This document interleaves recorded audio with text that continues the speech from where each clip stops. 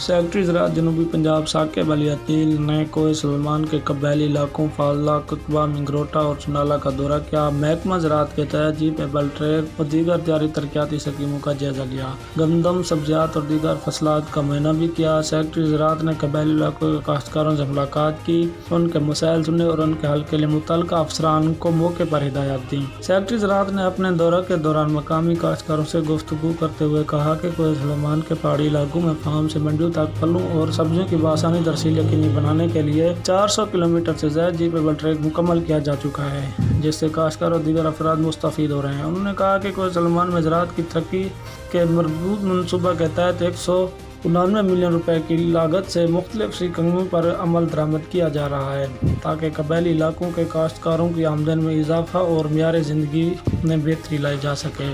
उन्होंने कहा कि कोहे सलमान में हाई वैल्यू एग्रीकल्चर को फ़रोग़ देने के लिए 90% सब्सिडी पर फलदार पौधे फराहम किए जा रहे हैं। इस मनसूबे के तहत हमसाल 75 एकड़ तक जैतून, 35 एकड़ तक माल्टा और 9 एकड़ तक खजूर के पौधे फराहम किए जाएंगे। काश्तकारों को गंदम, जवार और बाजरा का बीज 90% रियायती कीमत पर, जबकि सब्जियात के बीजों के पैकेट्स बिला मुआवजा फराहम किए गए हैं। उन्होंने कहा कि गंदम की नई सिफारिश करदा इकसाम के बीज की सब्सिडी पर फराहमी कोहे सलमान के गरीब किसानों के लिए एक ऐसा इक़दाम है।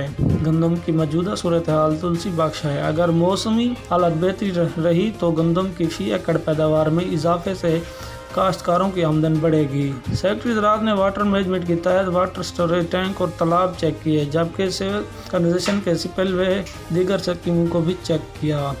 कैमरामैन टीम के साथ मलिक अतीक लांग, अब तक टीवी।